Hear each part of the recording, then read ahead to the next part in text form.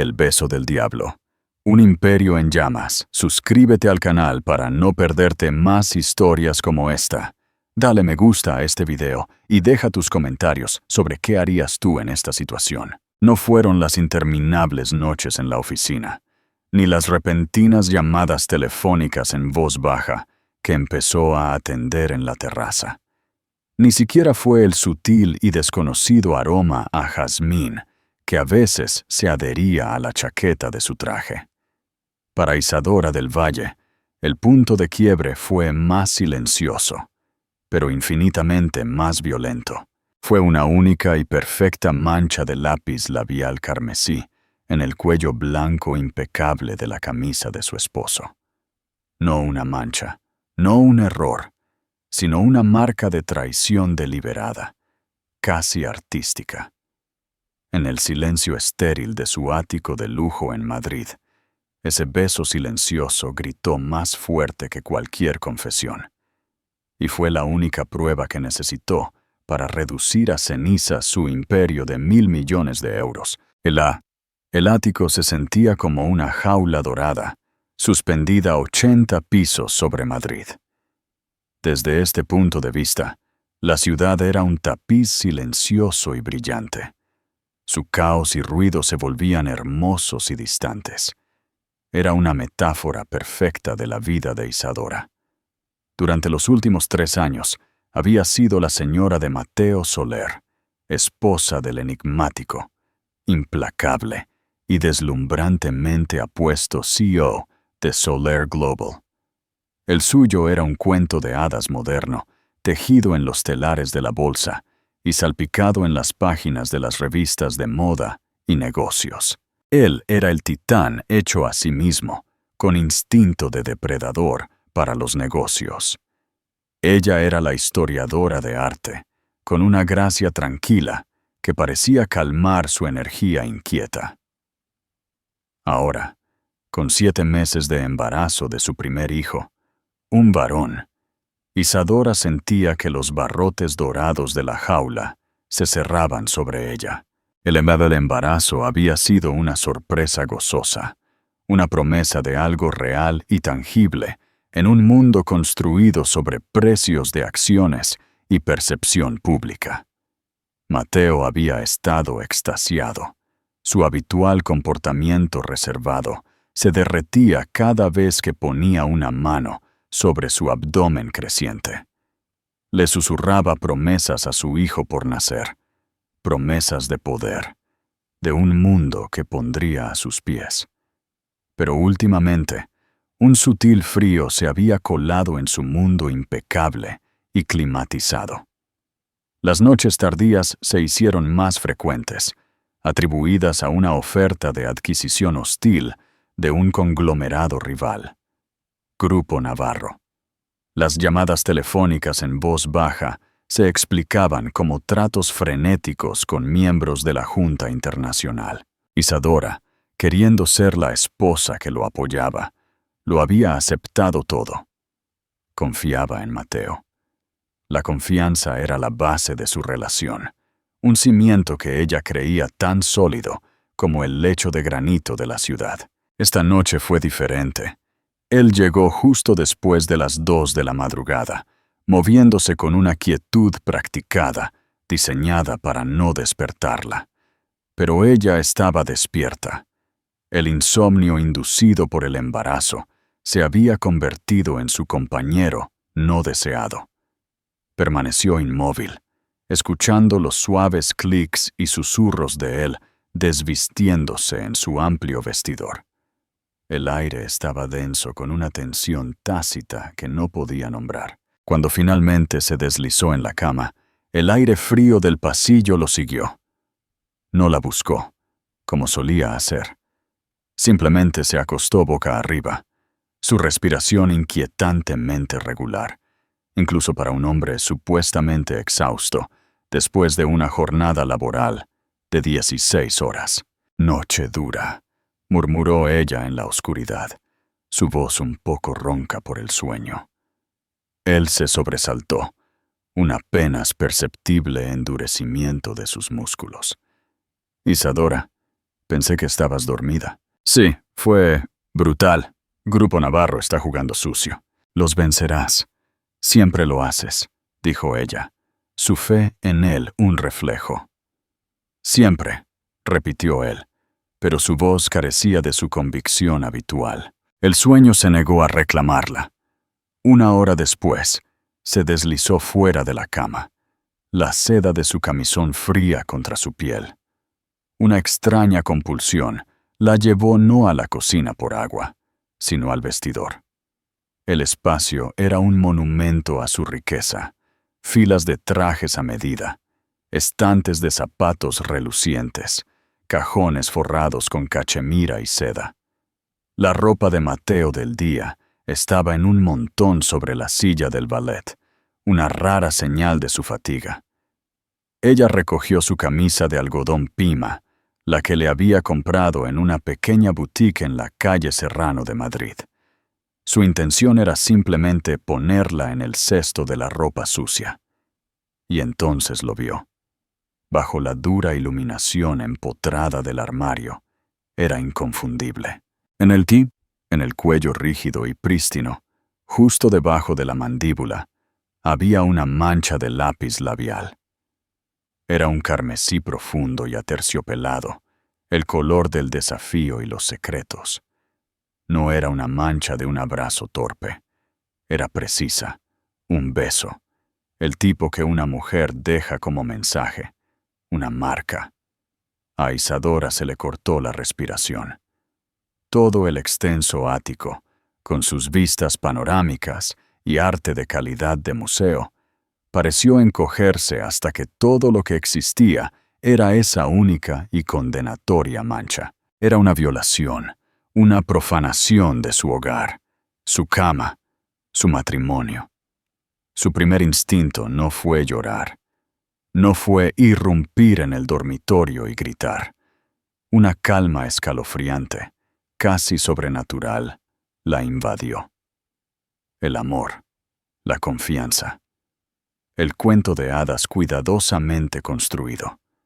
Todo se hizo añicos en ese instante, colapsando en un montón de polvo brillante y afilado. Vio su futuro no con lágrimas, sino con una claridad aterradora. No sería la esposa llorona y humillada. No suplicaría detalles. No le permitiría la satisfacción de una confrontación dramática. Su traición no merecía sus lágrimas. Merecía consecuencias. Doblegó cuidadosamente la camisa, colocándola sobre una encimera limpia. Volvió al dormitorio y lo miró. Mateo Soler, el hombre que amaba, el padre de su hijo. Dormido, parecía más joven, las duras líneas de su rostro suavizadas. Una ola de náuseas, aguda y ácida, subió por su garganta. No eran náuseas matutinas, era asco. Moviéndose con la gracia silenciosa de una sombra, fue a su oficina, una habitación elegante y minimalista, con vistas al río Manzanares. Se sentó en su escritorio, el cromo frío de la silla, un marcado contraste con el fuego en sus venas. Sacó una sola hoja de su papelería personalizada, su peso pesado en su mano. Su mente era un torbellino de cálculos, no de amor perdido, sino de activos, cláusulas prenupciales y rutas de escape. Su acuerdo prenupcial era inquebrantable, negociado por las mentes legales más agudas del país. Había una cláusula de infidelidad, punitiva y severa, diseñada para proteger su dignidad, tanto como sus finanzas. Mateo la había llamado una mera formalidad, una necesidad vulgar de su posición. Ella ahora la veía como su declaración de independencia. Su mano no tembló al levantar su teléfono. Se desplazó por sus contactos, pasando a su madre, a sus amigos, hasta que encontró el nombre que necesitaba: Elena Vidal. Conocida en los círculos de élite de Madrid como la leona de los litigios, Elena era la abogada de divorcios más temida del Estado. Era una mujer que no negociaba. Ella dictaba los términos. Había manejado los divorcios de estrellas de rock, senadores y 2 de los propios miembros de la junta de Mateo. Contratar a Elena no era solo solicitar el divorcio, era declarar la guerra. Eran las 3 de la madrugada. A Isadora no le importó. Pulsó el botón de llamada. El teléfono sonó 2 veces antes de que una voz nítida y profesional respondiera. Alerta y despierta. Vidal, Elena. Soy Isadora Soler. Hubo una breve pausa. Isadora, ¿está todo bien? Isadora miró las luces de la ciudad, sintiéndose completamente ajena a ellas, a la vida que representaban. Necesito sus servicios, dijo, su voz tan fría y clara como la ventana de cristal frente a ella. Ya veo, dijo Elena, su tono cambiando de preocupación a negocio. ¿Cuál es la situación? Isadora respiró hondo. Mi esposo llegó a casa con lápiz labial en el cuello. Estoy embarazada de 7 meses. Quiero solicitar el divorcio. Invoco la cláusula de infidelidad en mi acuerdo prenupcial. Quiero que se presente mañana por la mañana. Sin vacilación. Sin negociación. Quiero que sea rápido, brutal y definitivo. Hubo otro silencio en la línea. Este se llenó con el peso de lo que Isadora estaba desatando. El divorcio de los Soler no sería solo un chisme. Sería un evento sísmico que sacudiría las salas de juntas y los cimientos de su mundo social. ¿Estás segura, Isadora? Preguntó Elena, su voz suavizándose por una fracción de segundo. Una vez que este proceso comienza, es un tren de carga. No hay forma de detenerlo. Isadora pensó en la mancha carmesí, un testimonio silencioso de una vida secreta. Pensó en las promesas susurradas a su vientre embarazado, ahora sin sentido. Pensó en su hijo y en el tipo de madre que necesitaba ser, no una víctima, sino una superviviente. Estoy segura, dijo, su voz desprovista de cualquier emoción. Quémalo todo. No olvides darle a me gusta si sientes la fuerza de Isadora. ¿Crees que Mateo merece una segunda oportunidad? Déjanos tu opinión en los comentarios. Mateo se despertó con el silencio desconocido de una cama vacía. El espacio a su lado estaba frío, las sábanas intactas. Frunció el ceño, extendiendo una mano como para confirmar su ausencia. La luz del sol, dura e implacable, se colaba por un hueco en las cortinas opacas automáticas, iluminando motas de polvo bailando en el aire. Eran las 8:30 de la mañana. Se había quedado dormido. ¡Isadora!, llamó, su voz ronca por el sueño. Silencio. Se sentó, un dolor sordo comenzando detrás de sus ojos. El día anterior había sido un borrón de negociaciones hostiles y amenazas veladas de Ricardo Navarro, el anciano patriarca de Grupo Navarro. El hombre era un dinosaurio, pero uno peligroso. Mateo se frotó la cara, sacando las piernas de la cama. Caminó por el dormitorio, esperando encontrar a Isadora en la cocina, con un batido verde en la mano, su rostro iluminado por el sol de la mañana. La cocina estaba vacía. Todo el ático estaba vacío. Una quietud profunda e inquietante había caído sobre el espacio cavernoso. Incluso el aire se sentía diferente, más delgado, más frío. Sobre el reluciente mármol de la isla de la cocina yacía un solo objeto, su tarjeta American Express de platino. Junto a ella, una pequeña nota manuscrita en su elegante papelería color crema. Ya no la necesitaré, Anola. Su corazón golpeó contra sus costillas. Esto estaba mal. Todo mal. Recorrió el apartamento, su inquietud creciendo con cada habitación vacía. Su oficina, impecable. La habitación del bebé, con su cuna a medio montar y paredes pintadas de un azul suave y soñador, dolorosamente silenciosa. Finalmente llegó al vestidor. Su lado estaba vacío. Era como si la hubieran extirpado quirúrgicamente de la vida que habían construido. Vestidos, zapatos, joyas, todo desaparecido. Lo único que quedaba era el débil y persistente aroma de su perfume. Un recordatorio fantasmal de su presencia. Un frío pavor, más frío que cualquier batalla en una sala de juntas, se apoderó de él. Sacó su teléfono para llamarla. La llamada fue directamente al buzón de voz. Lo intentó de nuevo. Buzón de voz. Envió un mensaje de texto.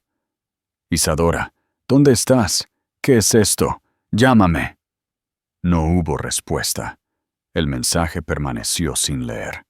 Estaba bloqueado. Él, Mateo Soler, un hombre que podía hablar con el presidente con una sola llamada, estaba bloqueado por su propia esposa. El pánico comenzó a deshilachar los bordes de su legendaria compostura. Llamó a su jefe de seguridad, un ex agente del CNI llamado Armando. «Encuentra a mi esposa, Armando», ordenó, su voz tensa. «Rastrea su teléfono. Averigua dónde está, ahora». «Enseguida, señor Soler», respondió Armando, su tono inusualmente vacilante. «Pero señor, hay algo más. Un mensajero llegó hace una hora, de las oficinas de la abogada Elena Vidal». Mateo se congeló. Elena Vidal. La Leona. Conocía bien el nombre. Había celebrado con clientes que habían sido destrozados por ella.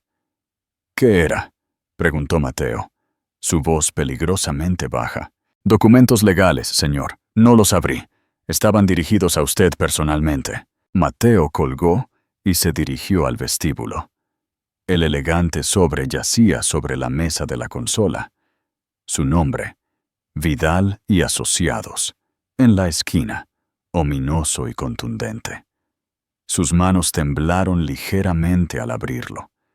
El lenguaje legal era denso, pero las palabras saltaban de la página afiladas como cuchillos. Petición de disolución de matrimonio. Ruptura irreparable. Invocación del acuerdo prenupcial. Cláusula 17b. Infidelidad. Infidelidad. Se quedó mirando la palabra, su mente dando vueltas. No tenía sentido. Había estado trabajando. Había vuelto directamente a casa. No había estado con nadie. Esto era una locura. Un error. Un horrible y descabellado error. ¿Qué prueba podría tener ella? Su teléfono sonó, sobresaltándolo. Era su hermana, Carla. «Mateo, cariño», ronroneó, su voz goteando simpatía fabricada. «Acabo de ver la cosa más terrible en la página 6. Debe ser un error. Dice que tú e Isadora están. ¿Es verdad?», espetó Mateo, paseando por su sala como un animal enjaulado. «Me ha dejado. Ha solicitado el divorcio. Me acusa de engaño». «¿Engaño?». El jadeo de Carla fue perfectamente sincronizado, perfectamente agudo. «Pero eso es absurdo. Te has estado matando a trabajar. ¿Quién podría siquiera sugerir tal cosa?». «Oh, Mateo, la pobre. Debe estar abrumada. El embarazo, las hormonas, puede hacer que las mujeres sean tan terriblemente irracionales». No me contesta las llamadas. Ha contratado a Elena Vidal. Otra pausa perfectamente ejecutada. La Leona. «Oh, cielos. Esto es más serio de lo que pensaba. No te preocupes, hermano. Voy para allá, lo resolveremos. Esto es claramente un malentendido histérico». Mientras Mateo colgaba, sus ojos escanearon la habitación, buscando una respuesta. Una pista para esta locura. Su mirada cayó sobre la silla del ballet, en el vestidor donde había dejado su ropa la noche anterior. Su camisa no estaba, Recordaba vagamente que Isadora estaba despierta cuando él entró. Su forma, un bulto inmóvil bajo el edredón. ¿Había revisado sus cosas? Entonces Armando volvió a llamar. Señor, la he encontrado. Se ha registrado en una suite en el Hotel Ritz. Una suite residencial, reservada por un período indefinido. Pagada con una nueva tarjeta de crédito a nombre de soltera. Isadora del Valle. El Ritz. Dinero antiguo. Discreto. Inexpugnable. Estaba haciendo una declaración. No solo lo estaba dejando, lo estaba borrando. Y señor, continuó Armando, el portero de su edificio, dijo que la asistente de la señora Soler coordinó la retirada de sus pertenencias a las 4 de la mañana. Fueron muy silenciosas. También dijo que justo antes de irse, le entregó su camisa de anoche en una bolsa de prueba sellada, con instrucciones de dársela a un mensajero de la oficina de la señora Vidal esta mañana. La camisa. Todo volvía a la maldita camisa. ¿Qué había en ella? ¿Tierra? ¿Una mancha de café? Mentalmente, Mateo repasó sus pasos del día anterior. La oficina. Un breve y tenso almuerzo con su equipo legal. La sala de juntas. No había estado cerca de ninguna otra mujer. Entonces, un atisbo de memoria regresó. Anoche, saliendo de la oficina exhausto y enojado, después de una llamada con los abogados de Grupo Navarro, se había abierto paso a empujones por el vestíbulo, cuando una mujer, una de las analistas junior, que apenas reconocía, había tropezado chocando con él. Se había disculpado profusamente, recogido sus cosas, y se había marchado a toda prisa. No fue nada, un momento fugaz e insignificante. ¿Pudo haber sido eso? ¿Una transferencia de perfume? ¿Un mechón de pelo? Parecía imposible. El timbre sonó. Era Carla, entrando, envuelta en una nube de perfume caro y con una expresión de grave preocupación. Era hermosa, con el mismo cabello oscuro y penetrantes ojos azules que Mateo. Pero donde los suyos eran intensos, los de ella eran fríos y calculadores. Lo abrazó fuertemente. «Oh, pobre de ti», arrulló, acariciándole la espalda. «Déjame ver esos papeles. Lucharemos contra esto. Ella está siendo ridícula». Mientras él le entregaba la petición de divorcio, ella la escaneó con su dedo perfectamente manicurado, deteniéndose en la cláusula 17b. Infidelidad. Leyó en voz alta, frunciendo el ceño. Debe tener algún tipo de prueba, Mateo. Incluso una mujer hormonal necesita un catalizador. Piensa. ¿Hubo algo? ¿Alguien? ¡No!, rugió, el sonido resonando en el silencioso ático. «Nada. Estaba en el vestíbulo. Una chica chocó conmigo. Eso es todo. No es nada». Los ojos de Carla se agudizaron. ¿Una chica? ¿Quién? ¿Qué aspecto tenía? No lo sé. Rubia joven, creo. Una analista. Fue por una fracción de segundo, Carla. No significa nada. Carla se acercó a la vasta ventana que daba a la ciudad. Una fracción de segundo es todo lo que se necesita, hermano. Una rubia joven y bonita. Un hombre cansado y poderoso. Es una historia tan antigua como el tiempo. Y una historia que Elena Vidal pintará con colores muy vívidos para un juez. Se volvió hacia él, su expresión una máscara de devoción fraternal. Necesitas encontrar a esta chica. Necesitas que firme una declaración jurada. Necesitas controlar esta narrativa antes de que te destruya. La Junta estará asustada. El acuerdo con Grupo Navarro está en un punto crítico. Tu vida personal está a punto de convertirse en una responsabilidad muy pública y muy cara. Él sabía que ella tenía razón, pero su mente no estaba en la Junta ni en el acuerdo. Estaba en Isadora, en el espacio vacío a su lado en su cama, en el hijo que estaba a punto de perder antes de tener la oportunidad de abrazarlo. «Necesito hablar con ella», dijo. Su voz ronca. «No puedes», dijo Carla suavemente. «Ha puesto una pared de abogados. La única forma de llegar a ella ahora es a través de ellos. Y para eso, necesitas influencia. Necesitas refutar su acusación». Colocó una mano fría sobre su brazo. «No te preocupes. Te ayudaré. Somos lobos.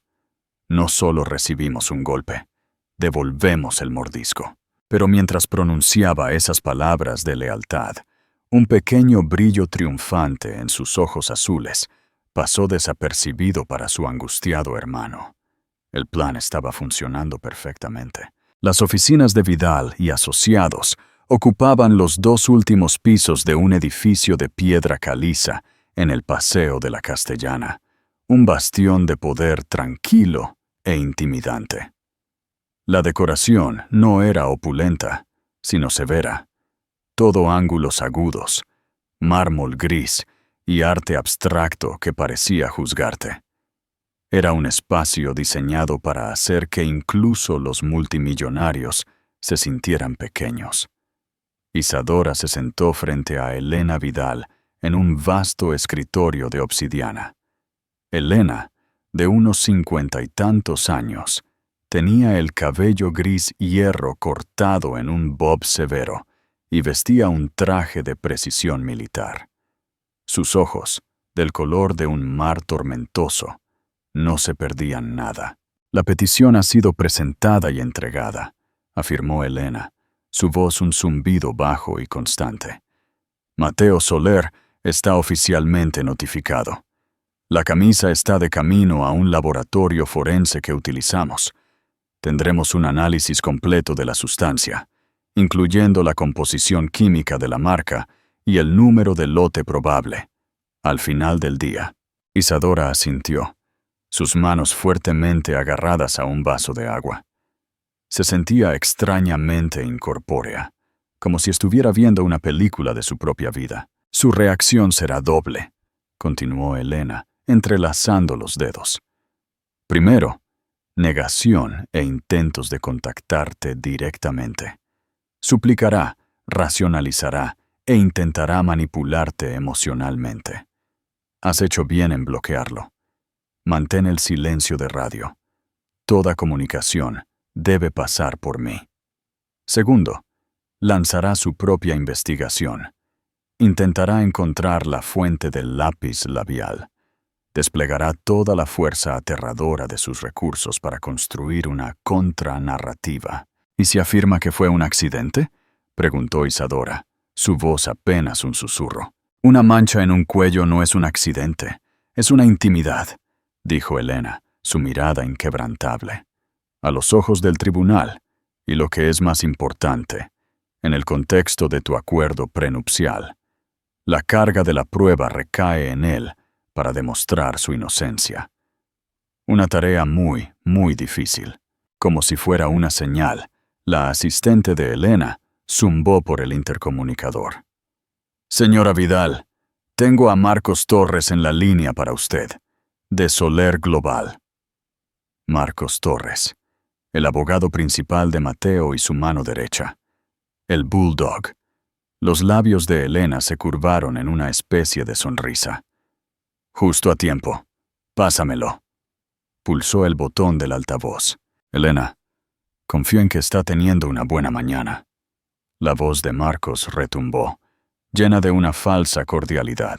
«Está resultando bastante rentable, Marcos», respondió Elena secamente. «¿A qué debo el placer? Vamos a dejarnos de tonterías. Esta petición es una broma y lo sabes. Una obra de ficción absoluta. Mateo está devastado. Su esposa, que claramente no está en un estado mental racional, lo ha abandonado basándose en una acusación preposterous e insultante. Mi cliente es perfectamente racional», replicó Elena, su voz como el hielo. «Simplemente ha elegido no tolerar más la falta de respeto. Tenemos pruebas materiales de la infidelidad del señor Soler. Las consecuencias de eso como se estipula en el documento que usted tiene en sus manos, son claras. ¿Qué pruebas? ¿Una pelusa? ¿Una mancha mal colocada? Marcos se burló. Una mancha de lápiz labial. Marcos, en su cuello. La estamos analizando en este momento. Hubo una pausa fraccionada al otro lado. Esto es ridículo. Fue un golpe inofensivo en el vestíbulo de su edificio de oficinas. Una empleada junior tropezó. No fue nada. Tendremos una declaración jurada de ella en su escritorio en una hora. El estómago de Isadora se contrajo. Una empleada junior. Una chica torpe. Era una excusa tan plausible y degradante. El tipo de historia que la haría parecer la esposa embarazada histérica. Pero Elena no se inmutó. Una declaración jurada de una empleada cuya subsistencia depende de la buena voluntad de su cliente. Perdóneme si lo encuentro poco convincente. Envíelo. Mi equipo forense disfrutará comparándolo con los datos del laboratorio. Estoy segura de que será esclarecedor. Miró a Isadora, dándole un sutil y tranquilizador asentimiento. «Estás jugando con fuego, Elena», gruñó Marcos. «No, Marcos», dijo ella, su voz bajando a un susurro. «Yo soy el fuego». Desconectó la llamada, dejando un silencio aturdido a su paso. «Está desesperado», dijo Elena a Isadora. «La historia de la empleada junior es débil, lo saben, pero es la única jugada que tienen ahora mismo. Intentarán encontrarla y coaccionarla para que firme una declaración». Un dolor agudo y repentino le dio una patada debajo de las costillas a Isadora. El bebé, su hijo, era parte de Mateo, parte del hombre que tan casualmente le había roto el corazón. Por un momento vertiginoso, la duda nubló su determinación. ¿Estaba haciendo lo correcto, destrozando su mundo antes de que él naciera? ¿Tenía razón Carla? ¿Estaban las hormonas nublando su juicio? Miró a Elena, una mujer que había visto a cientos de mujeres en su misma posición. ¿Hice lo correcto? Elena se inclinó hacia adelante, su expresión suavizándose por primera vez. Hiciste lo único que podías hacer para proteger tu autoestima. El amor y la traición no pueden coexistir en la misma casa. Un hombre que es descuidado con tu corazón lo será con el de tu hijo. No estás destruyendo una familia. Te niegas a construir una sobre una base de mentiras. Ahora hablemos de estrategia. Necesitamos congelar activos. Necesitamos dejar claro que el Imperio Soler es ahora un activo matrimonial en disputa. Mientras tanto, al otro lado de la ciudad, Mateo era un torbellino de furia controlada. «Encuéntrala», le gritó a su jefe de seguridad. «Quiero el nombre de cada mujer que salió del vestíbulo entre las 9 y las 9:30 de la noche. Cruza los datos con nuestra base de datos de empleados. Quiero su nombre, su foto, su dirección. Ahora». Carla se sentó tranquilamente en el sofá, bebiendo un espresso. Gritar al personal no ayudará, hermano. Piensa, ¿qué aspecto tenía? Ya te dije que apenas la vi. Rubia, creo, altura media, con un abrigo oscuro. Eso describe a la mitad de las mujeres de esta ciudad. Suspiró Carla dramáticamente. Esto va a ser difícil. Una hora después, Armando regresó con una lista. Se habían revisado las grabaciones de seguridad. Después de cruzar los datos de las tarjetas de acceso, tenían un nombre. Sara Jiménez.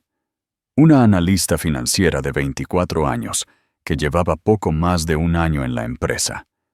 Una imagen granulada de seguridad mostraba a una bonita mujer rubia, con un abrigo azul marino, tropezando cerca de los ascensores, justo al lado de Mateo. «Esa es ella». «Ella», dijo Mateo señalando. «Tráela, llévala a mi oficina y haz que Marcos Torres vuelva aquí». 20 minutos después, Sara Jiménez temblaba en el ático de Mateo. Estaba claramente aterrorizada. Sus ojos muy abiertos por el miedo mientras miraba a Mateo Soler, a su hermana y a su abogado principal. «Señorita Jiménez», comenzó Marcos, su voz engañosamente suave.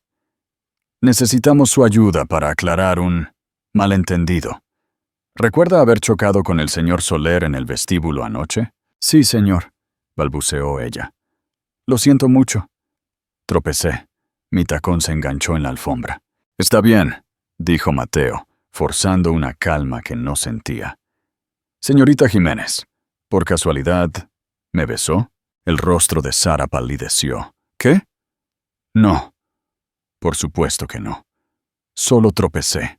Estaba tan avergonzada».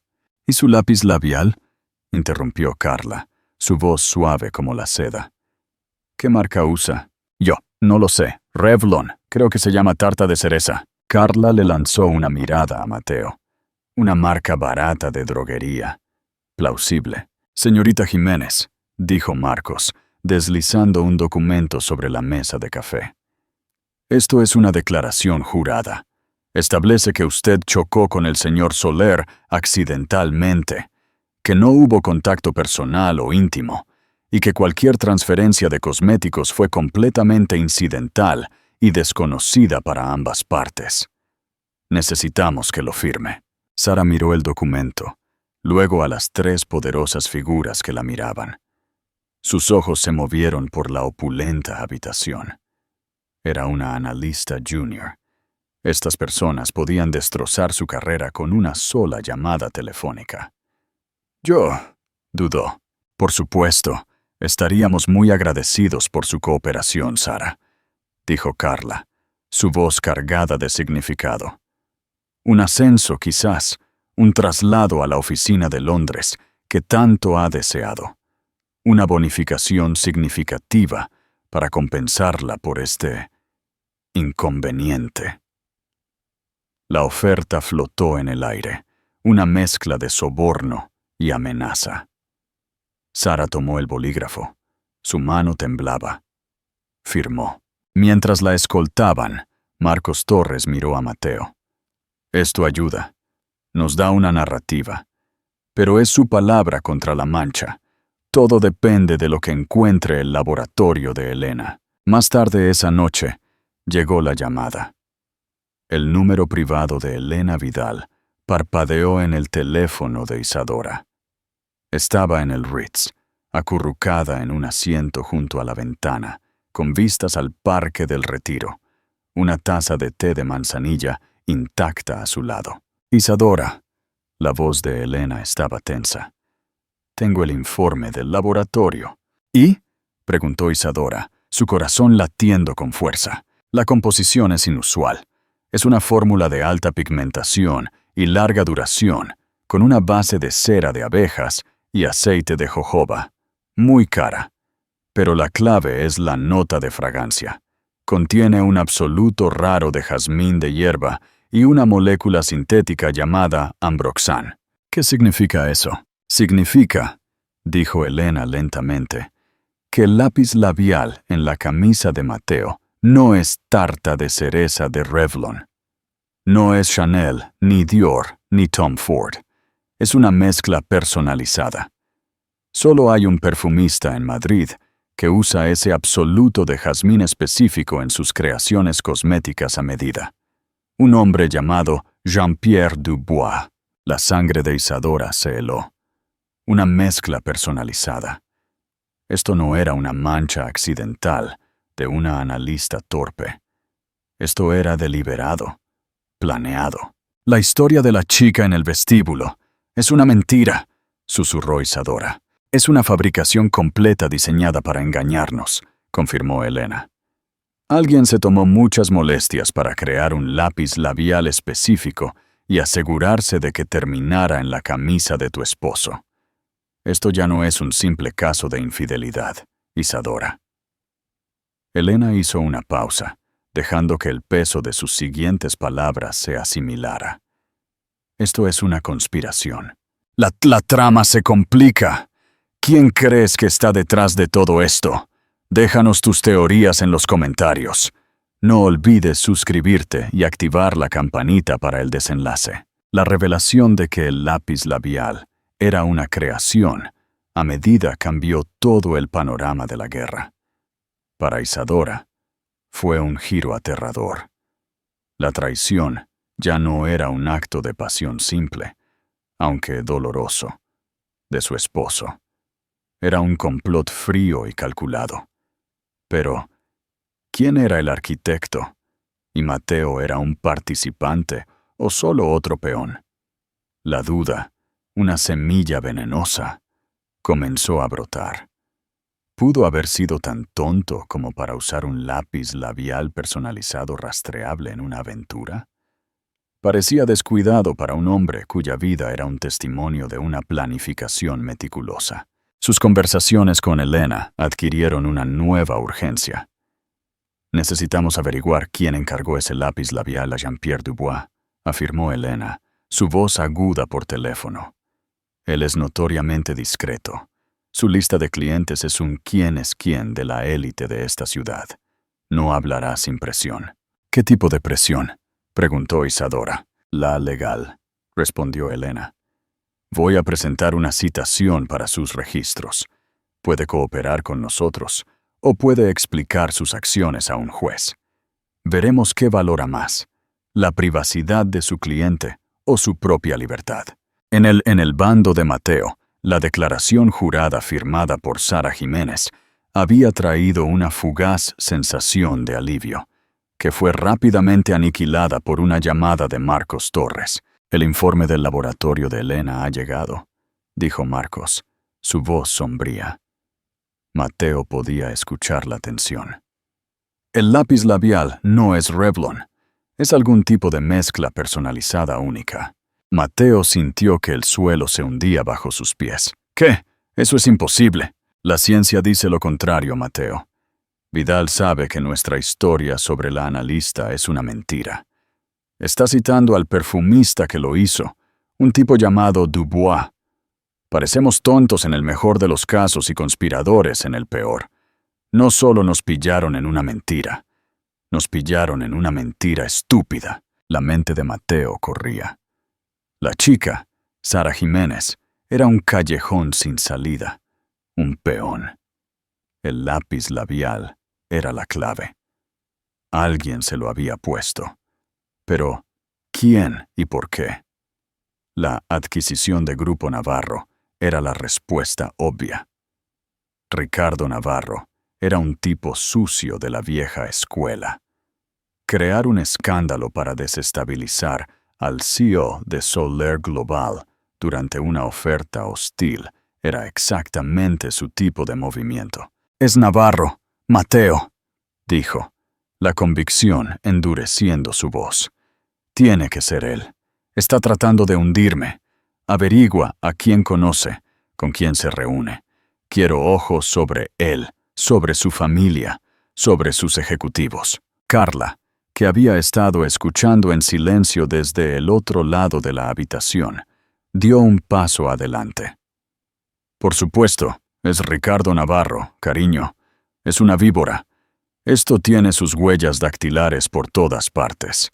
Mientras tú y Marcos se centran en él, déjame ver qué puedo averiguar sobre este Jean-Pierre Dubois. Un toque femenino podría ser más efectivo. Apelaré a sus sensibilidades artísticas, de creadora a creadora». Mateo asintió, agradecido por la postura proactiva de su hermana. «Bien, hazlo. Averigua para quién hizo ese lápiz labial». La visita de Carla al exclusivo atelier de Jean-Pierre Dubois, en el barrio de Chueca, solo con cita previa, fue una obra maestra teatral. El estudio era una sinfonía de cristal, cromo y aromas exóticos. Dubois, un hombre pequeño, impecablemente vestido y con un don para lo dramático, se mostró inicialmente reacio. «La privacidad de mi cliente es mi voto más sagrado», declaró, agitando una delicada mano. Carla sonrió, su encanto convertido en arma. «Monsieur Dubois, no estoy aquí como abogada. Estoy aquí como mecenas de las artes. Su trabajo es legendario, pero ahora está en el centro de una batalla legal muy fea y muy pública. Mi hermano, Mateo Soler, está siendo incriminado, y su creación, su arte, es el arma que se está usando contra él. Se inclinó, su voz un susurro confidencial. Elena Vidal ya lo ha citado. Usted conoce su reputación. Arrastrará su nombre y los nombres de todos sus clientes por el barro. Pero si usted, discretamente, nos ayudara a identificar a la persona que encargó este tono carmesí específico, podríamos hacer que todo este desafortunado asunto desapareciera. Mi hermano es un hombre poderoso. Su gratitud es un activo considerable. Dubois palideció al mencionar la citación. Su negocio prosperaba con la discreción. Una batalla legal pública sería ruinosa. Miró a la hermosa y persuasiva mujer que tenía delante. Hizo un cálculo. La mezcla de la que habla, dijo vacilante. Jazmín de hierba con ambroxan. La llamo le baiser du diable, el beso del diablo. Solo la he hecho para una cliente. ¿Y quién es esa?, preguntó Carla, su corazón latiendo con fingida anticipación. Fue encargada hace 3 semanas. La cliente pagó en efectivo. No dio un nombre. El rostro de Carla decayó. Sin nombre, una descripción, algo. Era formidable, recordó Dubois. Alta, elegante, con cabello oscuro. Siempre usaba gafas de sol Chanel. Tenía una voz baja y dominante.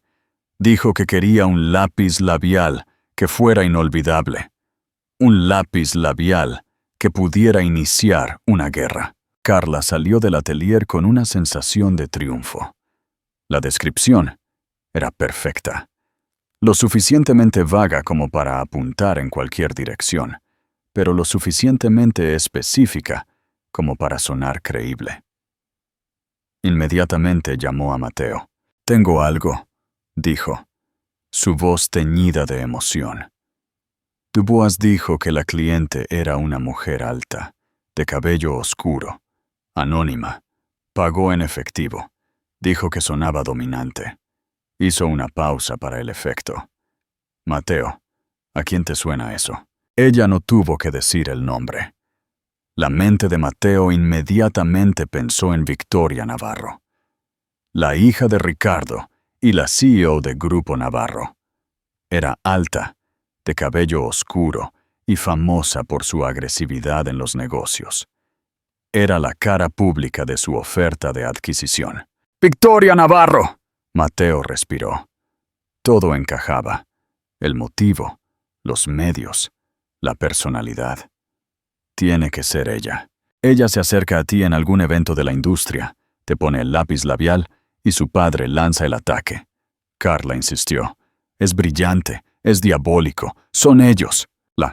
La nueva teoría se afianzó en la mente de Mateo, un ancla bienvenida en un mar de caos. Ahora tenía un villano. Instruyó a Armando y Marcos para que investigaran la vida de Victoria Navarro, para encontrar cualquier conexión con Dubois, cualquier retiro de efectivo inusual, cualquier cosa. Mientras tanto, Isadora se inquietaba en su lujosa prisión en el Ritz. El shock inicial había desaparecido, reemplazado por una molesta inquietud. El ángulo de la conspiración la preocupaba.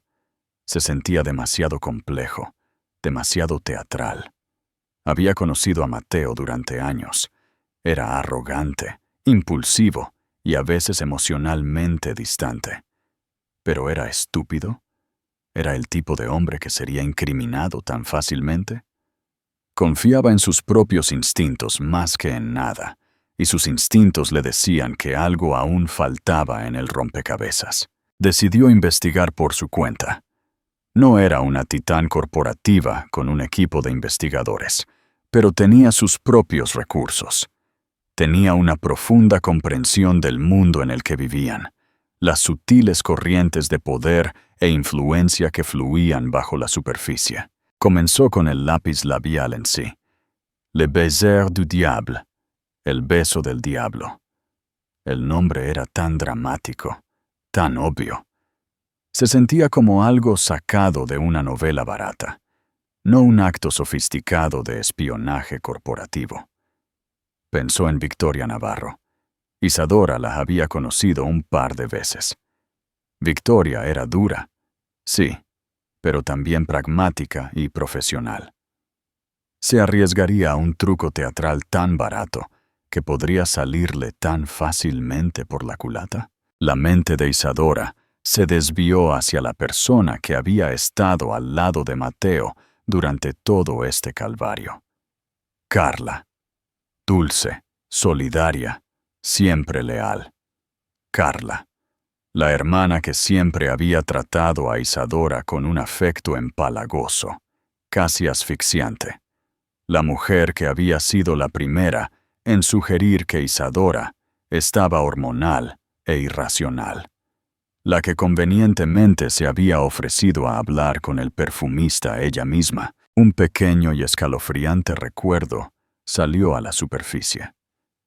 Hace unos meses, en una gala benéfica, Isadora había estado admirando el bolso de mano de Carla. «Es una pieza a medida», había dicho Carla con una sonrisa orgullosa, «de un artesano en Chueca. Hace el trabajo personalizado más maravilloso. Perfumes, accesorios, lo que sea, es mi pequeño secreto». La sangre de Isadora se heló. Chueca. Un artesano a medida. Su pequeño secreto. Las piezas comenzaron a encajar con una certeza horrible. La descripción vaga de Dubois, una mujer alta, de cabello oscuro, dominante. Podría ser Victoria Navarro, o podría ser Carla Soler, el pago en efectivo, el anonimato, la manera perfecta de crear un callejón sin salida.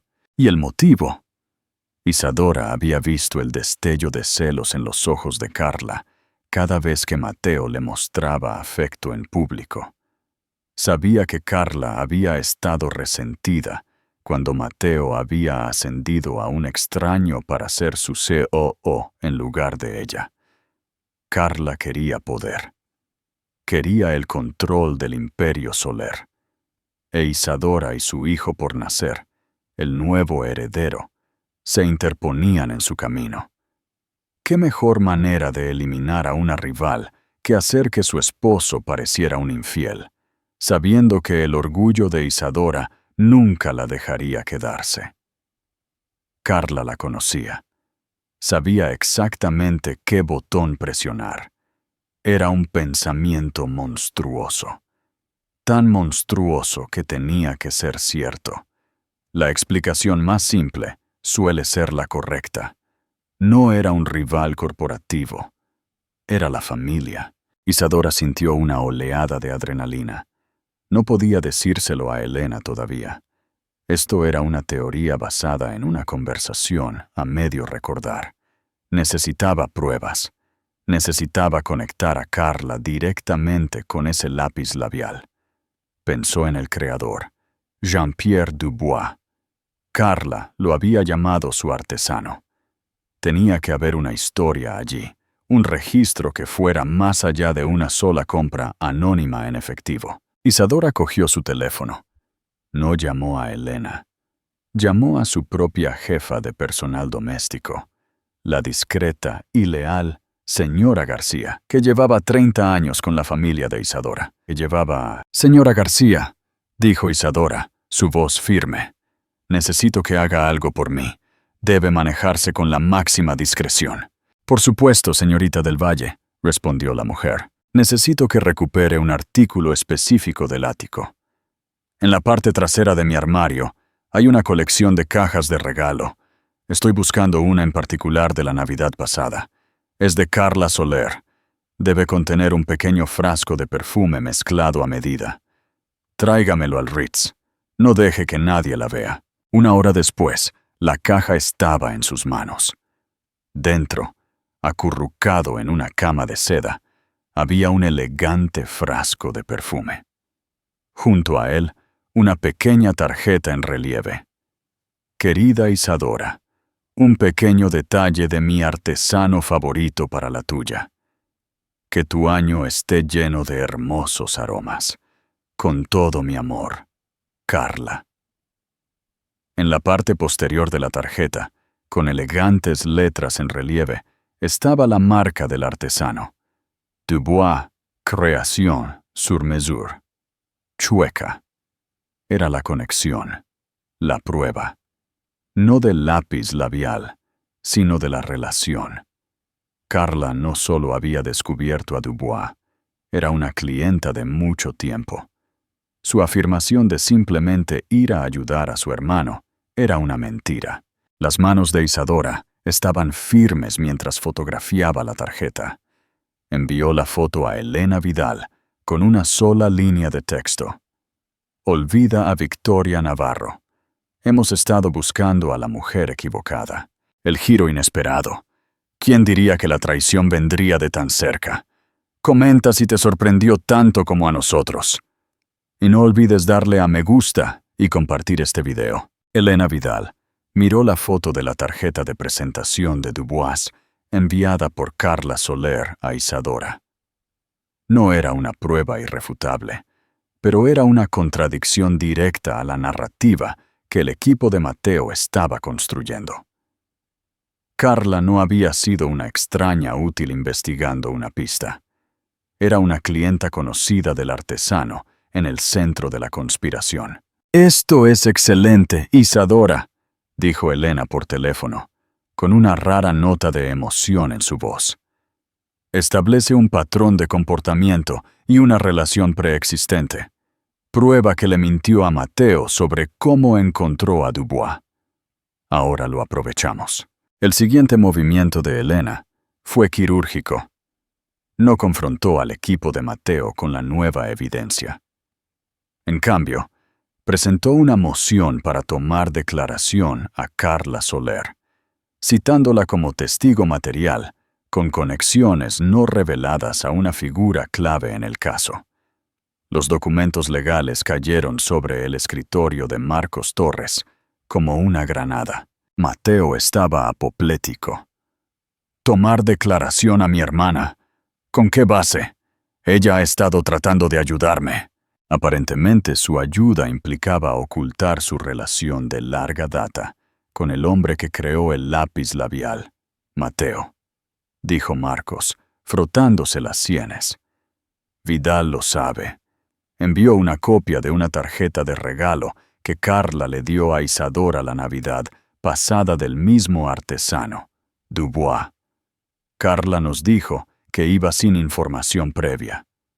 Mintió. Las palabras flotaron en el aire, densas y venenosas. Mateo sintió una ola desorientadora de confusión. ¿Por qué mentiría Carla sobre algo tan trivial? No tiene sentido, murmuró Mateo, paseando por su oficina en Soler Global. Ha sido mi mayor apoyo durante todo esto. ¿Lo ha sido?, preguntó Marcos con énfasis. ¿O te ha estado señalando directamente a Victoria Navarro, enviándote a una búsqueda inútil mientras ella cubría sus propias huellas? Un frío pavor comenzó a filtrarse en los huesos de Mateo. Pensó hacia atrás. Carla había sido la primera en sugerir que Isadora estaba hormonal. Ella había sido la que se había centrado en la bonita rubia joven en el vestíbulo. Ella había extraído magistralmente una descripción vaga de Dubois que encajaba perfectamente con su sospechosa elegida. Ella había estado dirigiendo toda la investigación desde bambalinas. Se sintió enfermo. La declaración estaba programada para tener lugar en una sala de conferencias neutral en la firma de Elena. Era el equivalente legal de una arena de gladiadores. A Isadora se le aconsejó no asistir para evitar el estrés emocional. Pero ella insistió. No se escondería. Enfrentaría a la mujer que intentó arruinar su vida. Se sentó junto a Elena, una presencia silenciosa y poderosa. Su vientre embarazada un símbolo prominente de todo lo que estaba en juego. Mateo se sentó con Marcos, con aspecto demacrado y perdido. Al otro lado de la mesa, Carla lucía impecable en un traje elegante y a medida, su expresión de educada perplejidad, como si fuera víctima de un terrible error administrativo. Elena comenzó su interrogatorio engañosamente suave. Estableció la relación de Carla con su hermano, su posición dentro de la familia, su conocimiento de su vida matrimonial. Luego pasó a la noche del incidente. «Señorita Soler», dijo Elena, su voz uniforme. «Usted se ofreció a ayudar a su hermano a investigar los orígenes de la mancha de lápiz labial, ¿correcto?» «Sí. Mi hermano estaba angustiado.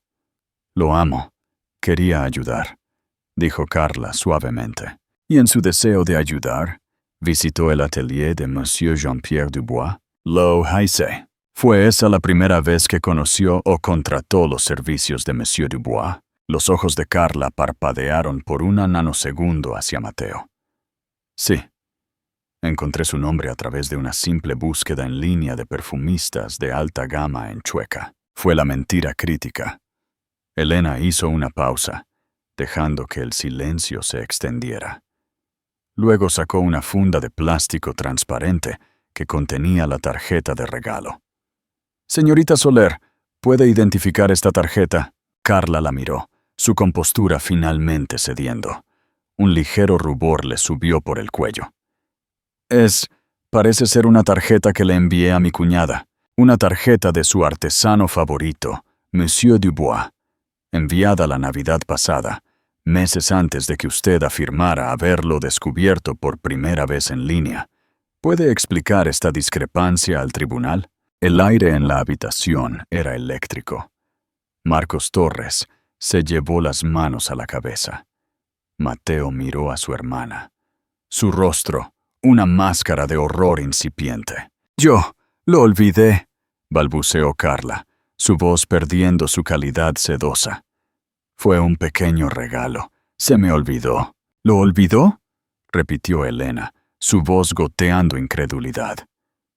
Olvidó a su artesano favorito, cuando toda la vida de su hermano se estaba desmoronando por un producto que solo podría haber venido de ese mismo artesano.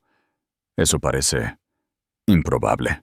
Elena siguió presionando, implacable. «Hablemos de la descripción que obtuvo de Monsieur Dubois, una mujer alta, de cabello oscuro, dominante. Una descripción que usted usó inmediatamente para señalar a su hermano hacia su rival de negocios, Victoria Navarro. Él dijo que era una mujer que encajaba con esa descripción». Carla espetó, su compostura destrozada. «¿Lo hizo?». Los ojos de Elena se entrecerraron. «Porque tomamos declaración a Monsieur Dubois esta mañana, bajo juramento».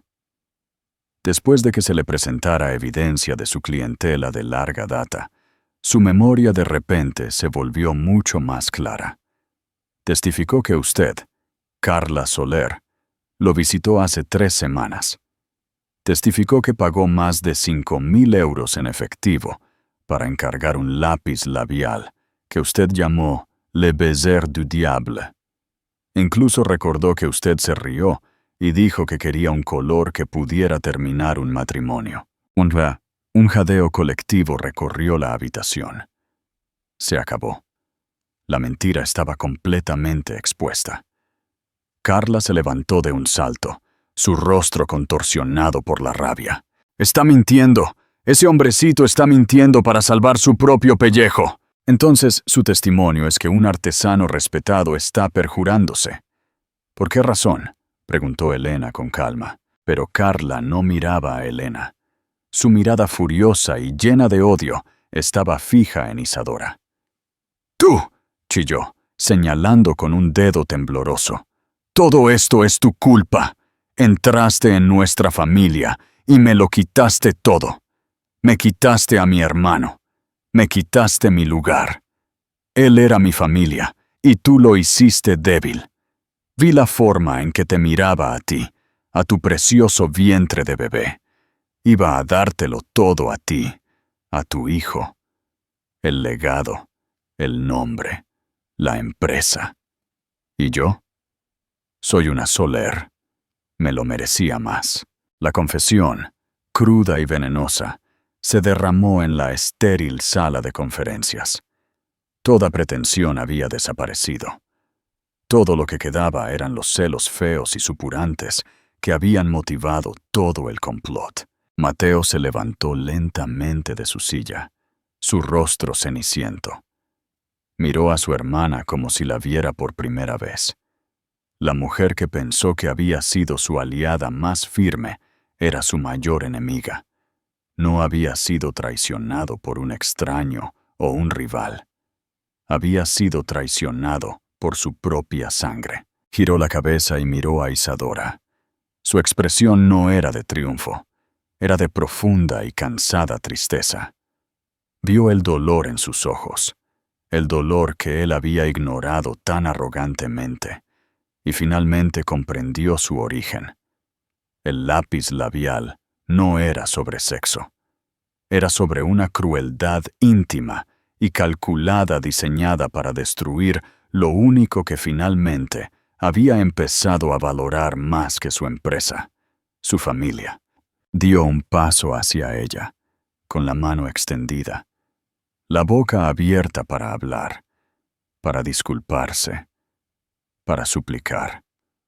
Pero Isadora simplemente se puso de pie, hizo un ligero, casi imperceptible movimiento de cabeza a Elena y salió de la habitación sin mirar atrás.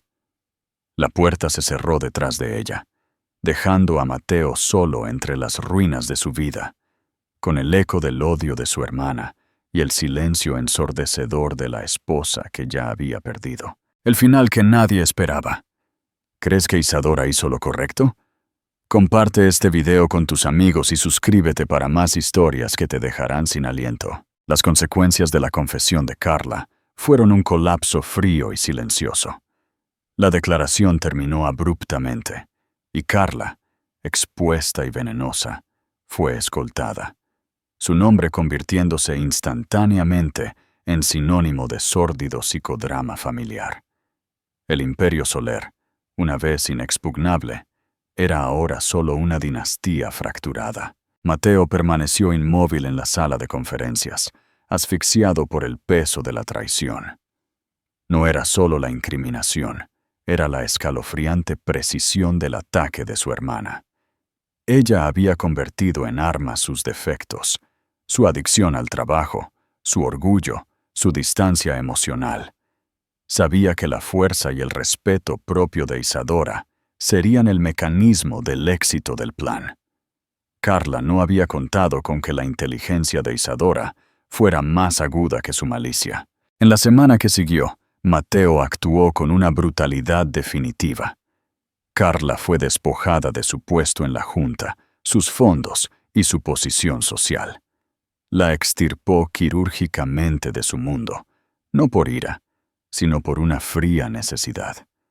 Sin embargo, esta purga no hizo nada para llenar el vacío en su propia vida. El ático se sentía como un mausoleo, y la silenciosa y a medio montar habitación del bebé era un monumento a un futuro que había perdido.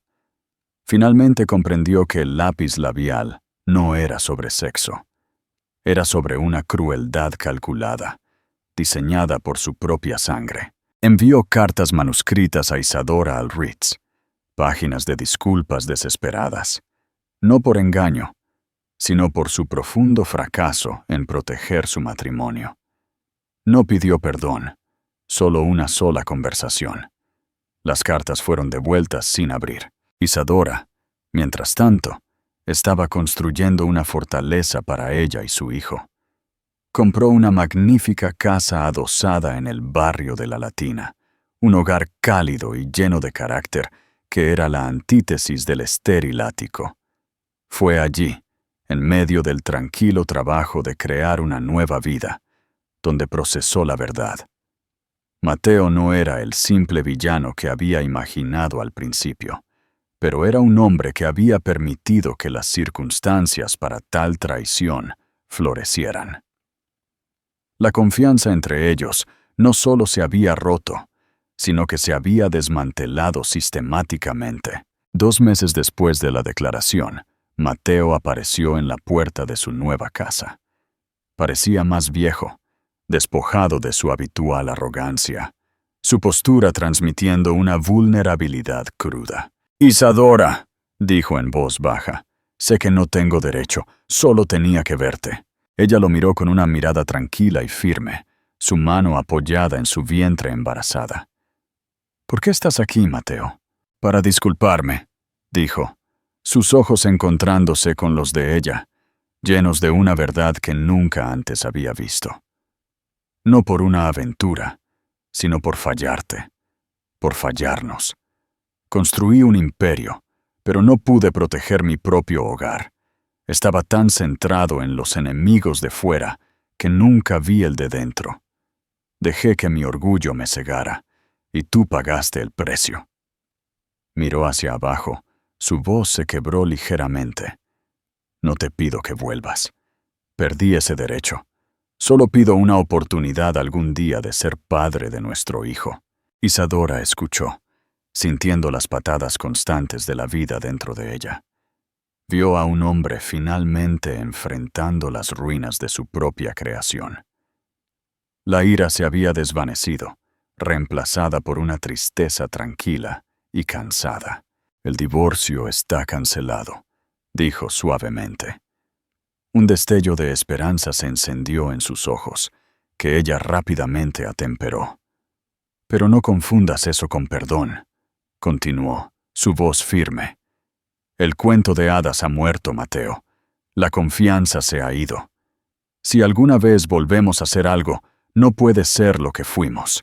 Tiene que ser algo nuevo, algo honesto, algo construido de los escombros».